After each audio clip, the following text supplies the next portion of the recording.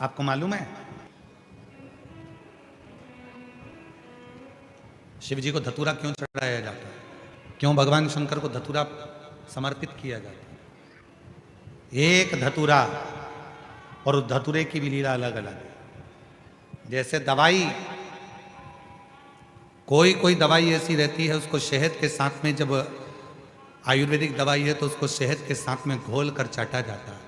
कोई कोई दवाई ऐसी रहती है उसको कुनकुने पानी से लिया जाता है। कोई कोई दवाई ऐसी रहती है उसको दूध से लिया जाता है। कोई कोई दवाई ऐसी रहती है कि उसको गुड़ के साथ लिया जाता है। कोई कोई दवाई ऐसी रहती है कि डायरेक्ट उसको मुख में रखा जाता है। कोई कोई दवाई ऐसी रहती है कि उसको गर्म पानी से लेते हैं। कोई दवाई ऐसी रहती है उसको ठंडे पानी से लेते हैं। धतूरे का भी एक नियम है, धतूरे का भी एक नियम है।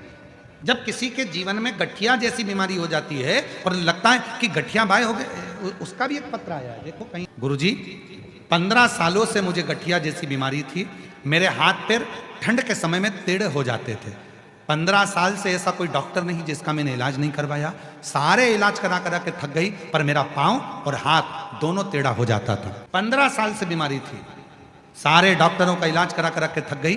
ठंड के दिनों में मेरे हाथ पीछे मुड़ जाते थे, पांव से मैं चल नहीं सकती थी, घर में पड़ी रहती थी। गुरुदेव किसी के कहने पर तब मैंने शिव पर भरोसा कर कर, शंकर भगवान पर, आपके कहने पर धतूरा चढ़ाना प्रारंभ करा।